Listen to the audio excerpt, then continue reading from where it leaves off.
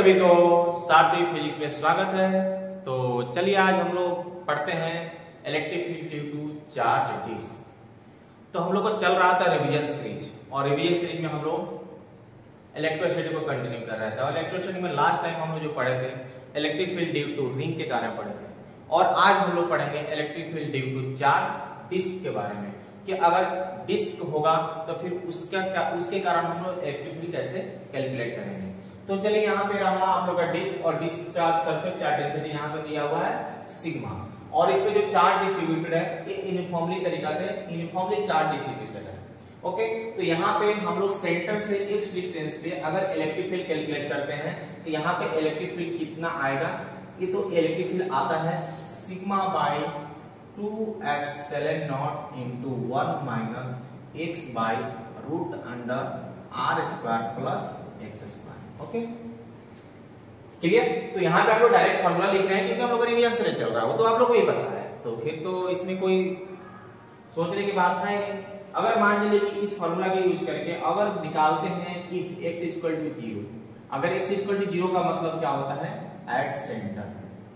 अगर electric field कहां निकालें सेंटर पे, तो इस सेंटर कितना होगा, अगर इस पे x का वैल्यू अगर 0 कर देंगे तो x का वैल्यू 0 हो जाएगा तो टोटल कितना हो जाएगा 0, तो बचेगा कितना इलेक्ट्रिक फील्ड कितना आएगा सिग्मा बाई 2 एप्सिलॉन नॉट। सबको क्लियर। अब इस शीट को बहुत लार्ज बना दे, मतलब डिस्क को बहुत लार्ज बना दे, मतलब शीट बना दे, तो बहुत लार्ज डिस्क बनाने के लिए हमको क्या करना पड़ेगा, r का वैल्यू भी इनफाइनाइट। क्यों आप सोचो इसको इनफाइनाइट बनाने के लिए क्या करेंगे, मान लीजिए इसको बहुत बड़ा बनाना, लार्ज बनाना, ये छोटा सा डिस्क है, मान लो ये थोड़ा बड़ा हो गया और लार्ज हो गया और लार्ज हो गया। अब बताओ यहाँ से रेडियस छोटा था, अब थोड़ा और थोड़ा इंक्रीज हुआ, थोड़ा इंक्रीज हुआ, थोड़ा इंक्रीज करते गए। अब रेडियस को इंक्रीज करेंगे तभी तो लार्ज शीट बनेगा ना, यानी बहुत बड़ा लार्ज शीट को बनाने के लिए तो रेडियस को क्या करना पड़ेगा इनफाइनाइट करना पड़ेगा। इसलिए यहाँ पे हम लोग फॉर लार्ज डिस्क के लिए क्या करते हैं, फॉर लार्ज डिस्क के लिए मतलब r का वैल्यू क्या करते हैं, if r tending to infinity मतलब इनफाइनाइट डिस्क, या इसको मतलब इनफाइनाइट शीट भी बोल सकते हैं, ठीक है। तो अगर r का वैल्यू इंफिनिटी कर देंगे तो ये इंफिनिटी हो जाएगा, तो नीचे क्या हो गया, यहाँ पे इंफिनिटी हो जाएगा, तो नीचे वाला टर्म 0। फिर भी यहाँ पे इलेक्ट्रिक फील्ड का वैल्यू कितना आएगा, यहाँ पे इलेक्ट्रिक फील्ड का वैल्यू अगर लिखे तो अभी भी इनफाइनाइट शीट के कारण इलेक्ट्रिक फील्ड कितना हो रहा है सिग्मा बाई 2 एप्सिलॉन होगा कि 2 एप्सिलॉन। तो यानी सेंटर पे भी इलेक्ट्रिक फील्ड कितना आता है सिग्मा बाई 2 एप्सिलॉन और लार्ज डिस्क के कारण भी इलेक्ट्रिक फील्ड कितना आता है सिग्मा बाई 2 एप्सिलॉन। क्लियर यहां तक बातें कर रहे हैं किस टाइप का फॉलो इस पे।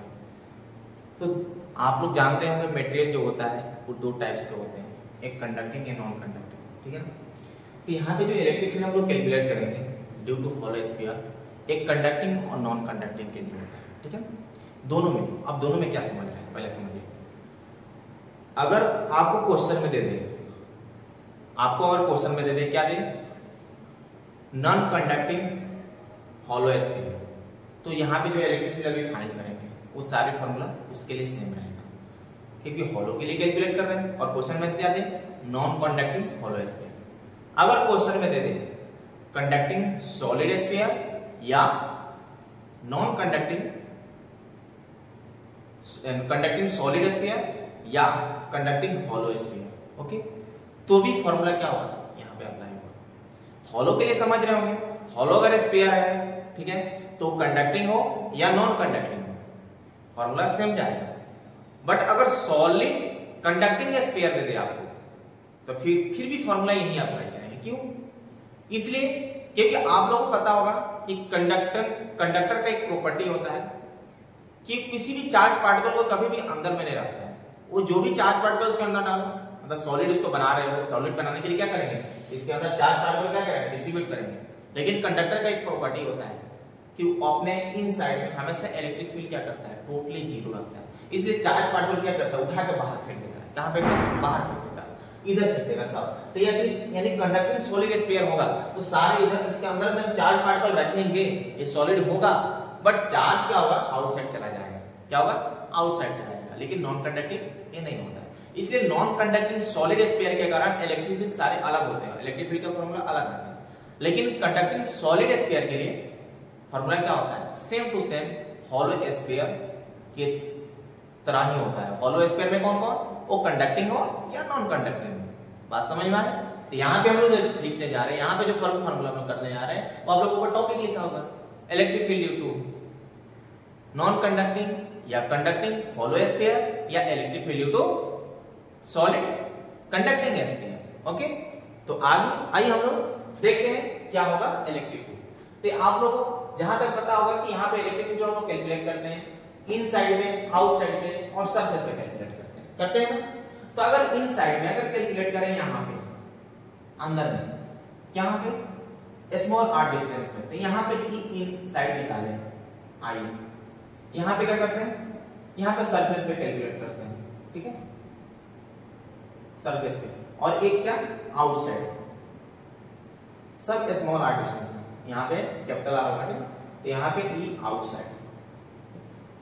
तो ई इनसाइड आप लोगों को पता होगा कि ई इनसाइड कितना होता है, क्योंकि ई इनसाइड में क्या होता है, गॉस लॉ जब हम यहाँ पे अप्लाई करते हैं कोई भी चार्ज इसमें इंक्लोज नहीं होता है, कोई भी चार्ज क्या होता है इंक्लोज नहीं होता है, जिसके कारण इनसाइड में इलेक्ट्रिक फील्ड कितना मिलता है, जीरो मिलता है। ई इनसाइड का आने का मतलब हो गया जब small r less than capital R, मतलब सॉरी इनसाइड। ई क्या होना चाहिए, ई सरफेस होना चाहिए। ई सरफेस क्या होता है कि इस पे चार्ज अगर मान लो कि हम इस पे चार्ज q क्या किए डिस्ट्रीब्यूट किए हुए, तो k q अपन कितना हो जाएगा r स्क्वायर का। एक किसके लिए होगा जब स्मॉल r कैपिटल R के इक्वल हो, और e क्या होगा आउटसाइड बाहर। तो e आउटसाइड कितना होता है k q अपन यहाँ पे स्मॉल r स्क्वायर होता है, यहाँ पे क्या होता है, यहाँ पे कैपिटल R स्क्वायर होता है। ध्यान रखिएगा क्या होता है, अगर फर्स्ट टाइम कोई पढ़ रहे होंगे रिवाइज कर रहे होंगे तो उनको ध्यान में रखना है, यहाँ पे कैपिटल R स्क्वायर हम लोग सरफेस के क्या करते हैं, स्फीयर का रेडियस लेके जाते हैं। बाहर में जब है तो बाहर में क्या होता है, यहाँ पे जितने सेंटर से डिस्टेंस होता है, जिस पॉइंट पे तुमको कैलकुलेट करना है उस पॉइंट का डिस्टेंस का स्क्वायर करते हैं। ये कब होता है, आउटसाइड क्या होता है, मतलब कैपिटल R स्मॉल r क्या होना चाहिए ग्रेटर देन कैपिटल R। तो ये रहा आप लोगों का फॉर्मूला, और इसका हम लोग क्या करते हैं, इसका कभी कभी ग्राफ भी पूछ लेता है, एग्जाम में पूछ सकता है, ठीक है ना। तो इसके अगर ग्राफ की अगर बात करें कि इनसाइड आउटसाइड और सरफेस पे कैसा ग्राफ बन रहा था, मतलब इलेक्ट्रिक फील्ड का वेरिएशन कैसा है, तो इलेक्ट्रिक फील्ड वर्सेस हम लोग क्या करते हैं स्मॉल r निकालते हैं। तो अगर देखा जाए तो इन साइड में किसी भी पॉइंट पर अगर कैलकुलेट करेंगे इलेक्ट्रिक फील्ड तो जीरो आएगा। कब तक लेंगे, जब तक सरफेस पर ना पहुंचे। मतलब कहां पे इलेक्ट्रिक फील्ड मिल रहा है हम लोग फाइंड, जब small r equal to r हो रहा है तो क्या हो रहा है वहां पे इलेक्ट्रिक फील्ड, बाकी तो उसके पहले क्या हो रहा है इलेक्ट्रिक फील्ड जीरो। तो इसलिए क्या होगा, इसका ग्राफ बनेगा ही नहीं, क्या होगा रेडियस बढ़ेगा बट इलेक्ट्रिक फील्ड का वैल्यू क्या होगा हमेशा जीरो रहेगा। तो इसलिए ग्राफ क्या होगा इसका, यहाँ पे दिख रहा है ना, यहाँ पे ग्राफ क्या हो रहा है, बन रहा है जीरो बन रहा है। इलेक्ट्रिक फील्ड क्या होगा हर पॉइंट पे r का वैल्यू कुछ भी हो जाए इलेक्ट्रिक फील्ड का वैल्यू जीरो।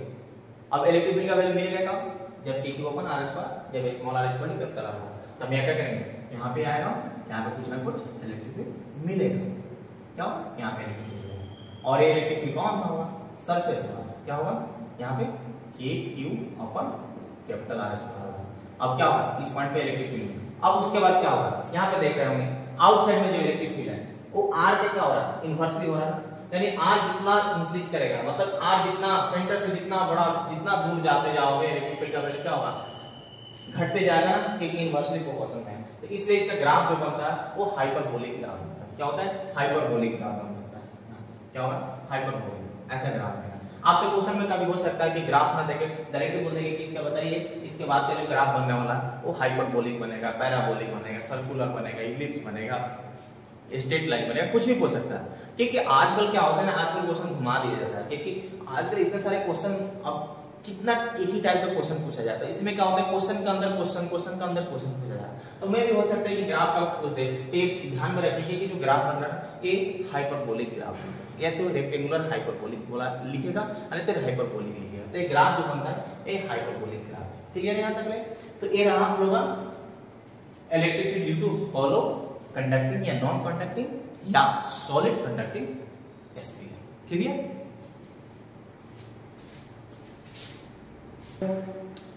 तो हम लोग का नेक्स्ट टॉपिक है, हम लोग अभी पढ़े just electric field due to hollow sphere.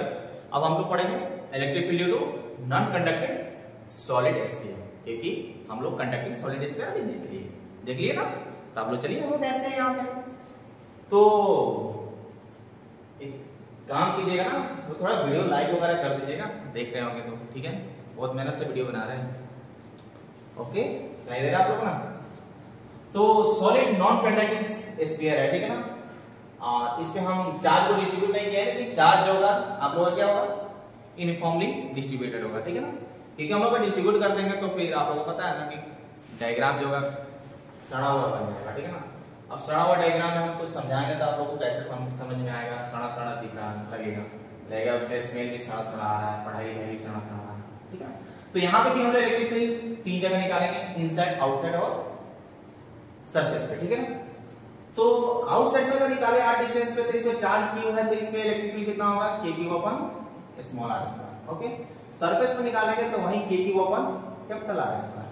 यानी अगर आउटसाइड की अगर बात करें तो आउटसाइड में k क्यू अपन स्मॉल r स्क्वायर हो जाएगा जब r greater than capital R। Surface पे k क्यू अपन कैपिटल R स्क्वायर जब r क्या होगा, इक्वल टू स्मॉल r, ठीक है, small r equal to capital R। अब यहाँ पे E इनसाइड के बात आता है, यहाँ पे E inside small r distance पे, तो सबसे बड़ी चीज यहाँ पे होती है और क्वेश्चन पूछा भी जाता है तो वहीं से पूछा जाता है। तो इनसाइड वाला चीजें सीखना हम लोग को सबसे ज्यादा जरूरी है, क्लियर। सबसे ज्यादा जरूरी क्या है, इनसाइड वाला सीखना। तो इनसाइड वाला में हमेशा ध्यान रखना कि इनसाइड वाले में क्या होता है कि यहाँ पे गॉसियन सरफेस लेते हैं। अगर आप गॉसियन सरफेस क्या होगा, पढ़े होंगे तो, अगर गॉस लॉ पढ़े होंगे तो जाके देखिए, मतलब अगर समझ में आ रहा हो, अगर नहीं आ रहा होगा तो मेरा लेक्चर देख लीजिएगा, ठीक है ना। उसमें आप लोगों का गॉस लॉ पढ़ाएगा, उसमें देख लीजिएगा। तो ई इनसाइड का जो फॉर्मूला होता है वो के क्यू इनक्लोज, क्या होता है, k q enclose by capital R square होता है। क्या होता है, कैपिटल आर स्क्वायर। अब क्यू इनक्लोज हम इसको कैसे निकालेंगे, क्यू इनक्लोज का मतलब होता है कि इस गॉसियन सरफेस के अंदर जो डॉटेड लाइन लिए है, गॉसियन सरफेस है, इसके अंदर कितना चार्ज क्या है, इनक्लोज है। अगर जितना चार्ज इनक्लोज होगा उतना हम वैल्यू डाल देंगे, कैलकुलेट कर देंगे। तो सबसे पहले तो क्यू इनक्लोज निकालने का तरीका सीखते हैं कि अगर ये चीज आ गया तो आप आराम से क्वेश्चन सॉल्व कर लीजिएगा। तो क्यू इनक्लोज निकालने का तरीका क्या होता है, सबसे पहले तो इसका क्या है, वॉल्यूम है ना, तो इसका लेंगे वॉल्यूम चार्ज डेंसिटी रो, ठीक है। तो सबसे पहले रो निकालते हैं। तो रो में क्या निकालेंगे, रो क्या होता है आप लोगों को पता है ना, Q equal to rho into V होता है ना। तो रो यहां से निकालने का तरीका क्या है, Q बाई V। तो रो इक्वल टू क्या हो जाएगा यहाँ पे, Q बाई V। V का फॉर्मूला कितना होगा, 4/3 पाई r क्यूब, ठीक है। इसका फॉर्मूला क्या होगा, 4/3 पाई r क्यूब, मतलब वॉल्यूम हो जाएगा इसका, ठीक है। अब ये तो रो आपके कैलकुलेट हो गए। अब निकालते हैं Q इनक्लोज, कितना डिस्टेंस रेडियस है स्मॉल r के अंदर हम लोग का, वो भी एक छोटा सा वॉल्यूम बन रहा होगा स्मॉल r रेडियस का। तो उसके अंदर जब चार्ज इनक्लोज निकालेंगे Q इनक्लोज, तो Q इनक्लोज कितना होगा, Q इनक्लोज कितना होगा, रो इनटू V1 मान लो, उसका छोटा सा वॉल्यूम जो होगा V1 मान लेते हैं, ठीक है, या VR, R से रिप्रेजेंट करते हैं, VR मतलब छोटे से स्मॉल r रेडियस का VR। तो रो का फॉर्मूला कितना होगा, Q by 4/3 pi r into VR small r radius है, इसका भी वॉल्यूम कितना होगा, स्फीयर बनेगा ना छोटा सा स्फीयर, तो 4/3 पाई स्मॉल r क्यूब, 4/3 पाई ऐसे कैंसिल हो गया। आपके यहाँ पे क्या रखना होगा, Q small r cube by r square, कितना हो जाएगा r क्यूब, ये बच जाएगा ना 4। क्लियर यहाँ तक क्या होगा, क्लियर है, तो आप लोग रख लें। अब एक क्यू इनक्लोज का वैल्यू यहाँ पे डाल देते हैं, लग तो रहा है कुछ नाम गलत किया है यहाँ पे, कुछ ना कुछ तो गलत है, क्योंकि इसको कोड करेगा फॉर्मूला गड़बड़ है क्या, यानी इसका मतलब ये हुआ यहाँ पे जो होगा ना, यहाँ पे स्मॉल r का स्क्वायर होगा, ठीक है ना, यहाँ पे छूट गया, ठीक है, स्मॉल r का स्क्वायर, ठीक है। तो यहाँ पे लगाते हैं जो हम लोग का फॉर्मूला है, यहाँ पे पुट करते हैं क्यू इनक्लोज का वैल्यू। तो E इनसाइड जो होगा वो हो जाएगा K क्यू इनक्लोज कितना है, small Q capital Q R Q by small r Q, नीचे में ये हो जाएगा r क्यू, और नीचे में एक r स्क्वायर जो इधर लिख रहे थे हम लोग फॉर्मूला, r स्क्वायर ये आर स्क्वायर से कट जाएगा, ऊपर में आर स्क्वायर 3 आर है तो कट जाएगा, तो यहाँ पे कितना बचेगा k q small r by r, हो गया कि नहीं। तो ये रहा दूसरा फॉर्मूला, ये क्यू इनक्लोज से फार्मूला निकाल लीजिएगा। दूसरा अगर ये समझ में आ रहा होगा तो k q r by r q, इसको भी अप्लाई कर सकते हैं, अप्लाई कर सकते हैं। तीसरा रो के फॉर्म में भी फॉर्मूला आता है, क्या होता है, रो के फॉर्म में भी हम लोग लिख सकते हैं, लिख के दिखाएं आपको। रो के फॉर्म में क्यू के जगह पर रो रख सकते हैं, रो इतना, रो के जगह क्यू के जगह पे रख के देखते हैं ये इनसाइड वाला फॉर्मूला क्या है फॉर्मूला, के आर बाई आर क्यू, अलग हटा देते हैं। क्यू के जगह पर क्या करते हैं, क्यू, क्यू का वैल्यू कितना आ जाएगा, क्यू का वैल्यू कितना होगा, रो इनटू बी, तो रो इनटू बी, बी के जगह पर क्या रखेंगे 4/3 पाई आर कैपिटल क्यू, हो गया। अब कैपिटल आर क्यू से आर क्यू यहाँ पे गया ना यहाँ से, अब यहाँ पे कितना बच जाएगा ऊपर, और k को कितना लिख सकते हैं, यहाँ से k का हटा के हम लोग कितना लेंगे, 4/एप्सिलॉन लिख देंगे नीचे में, ये 4π इनटू आर क्यू, तो आर क्यू से यहाँ पे आर क्यू गया, 4π से 4π गया ना, क्या बचा यहाँ पे रो आर बाई 3 एप्सिलॉन, या हम लोग तो निकाल लिए, और मुझे ऐसा लगता है कि ये बिल्कुल सही आएगा। यानी 3 फॉर्मूला हमने यहाँ पे कैलकुलेट किए इनसाइड के लिए। क्या कैलकुलेट किए, एक तो फॉर्मूला अगर गॉसियन सेल में क्यू इनक्लोज, अगर चार्ज इनक्लोज पता रहेगा उस स्मॉल आर डिस्टेंस के अंदर, तो यहाँ पे डाल के आर स्क्वायर डाल देंगे, ये स्मॉल आर डिस्टेंस काटेंगे, ठीक है ना। दूसरा k q r by r q, ठीक है ना। तीसरा इनसाइड वाला rho r by 3 epsilon. Finally आप लोगों को क्या हुआ, यहाँ पर फॉर्मूला है, ठीक है ना। तो हम थोड़ा सा यहाँ पे नोट डाउन कर लीजिएगा, इसको थोड़ा इरेज करेंगे, ठीक है ना। फाइनल में एक बार समराइज करेंगे, ठीक है ना।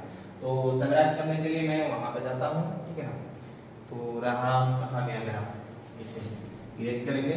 सबसे बड़ी चीज है इसमें रो कैलकुलेट करना, ध्यान रखिएगा।